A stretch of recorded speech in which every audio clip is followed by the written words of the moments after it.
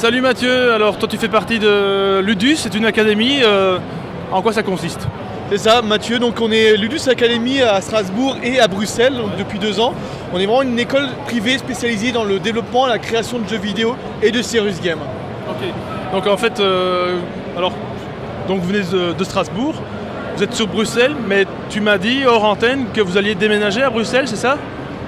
Du coup on a les 2 campus en fait, donc on a les mêmes formations sur les 2 campus, les mêmes professeurs aussi. Comme ça, les étudiants suivent les mêmes formations. Et après, on a l'échange entre les 2 campus.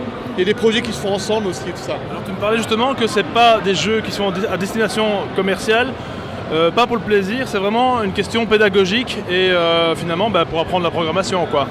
Alors c'est ça, du coup nous on forme aux jeux vidéo, donc ça que tout le monde connaît commercialement parlant. Et il y a le serious game. Donc les serious games, c'est tous les jeux qui ne sont pas faits pour divertir. Donc là, on est amené à travailler sur différents sujets qui peuvent être la formation, qui peuvent être la santé, l'énergie. Ça peut être vraiment amené sur différents sujets en fait.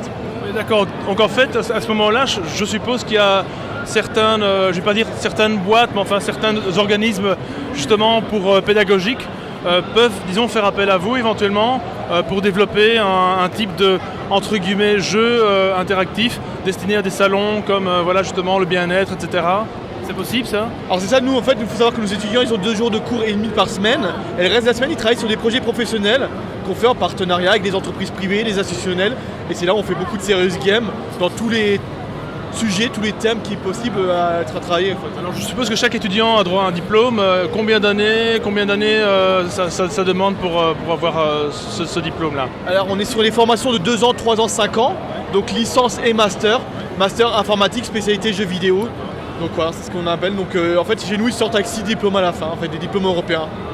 Donc à Strasbourg, quelle adresse, où se trouve cette école et à Bruxelles aussi? Donc à Strasbourg, on est à 44 avenue de la Forêt Noire à Strasbourg Centre. Et à Bruxelles, on est rue Villain 17, donc à XL en fait. Okay, d'accord. Donc les inscriptions, comment ça se passe 6 mois avant, 1 an avant ou le jour même? Là, on a déjà commencé depuis le mois de janvier. C'est pas qu'on est présent sur les salons, donc à Maninazia, mais on est aussi présent sur les différents salons CIEP à Bruxelles, on était à Namur, on sera à Liège la semaine prochaine. Donc on est en pleine campagne de recrutement. Il faut savoir que les modalités, c'est une école privée, donc on est 4 900 € l'année à peu près. On est aussi, donc on n'est pas sur.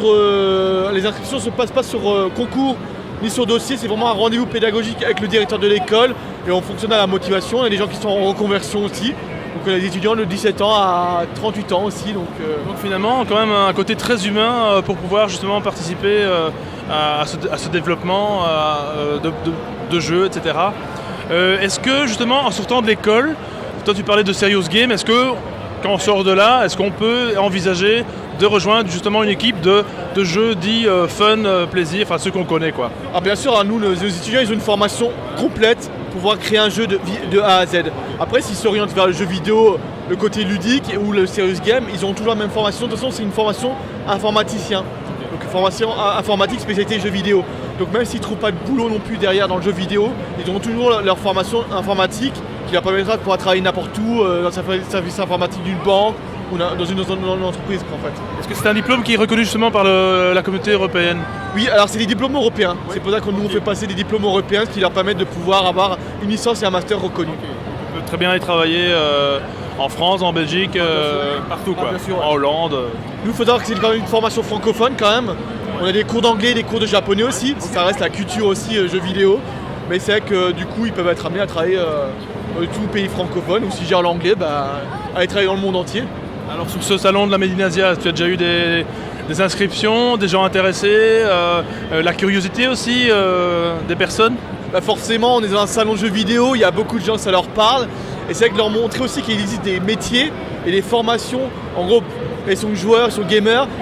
Les faire passer de l'autre côté de l'écran, c'est toujours intéressant et leur dire qu'il y a des vrais métiers comme le game designer, le programmateur. C'est vrai que tout le monde ne le connaît pas forcément. Et il y a toute une industrie du jeu vidéo qui est intéressante aussi à expliquer, donc on a pas mal de gens qui sont intéressés, oui.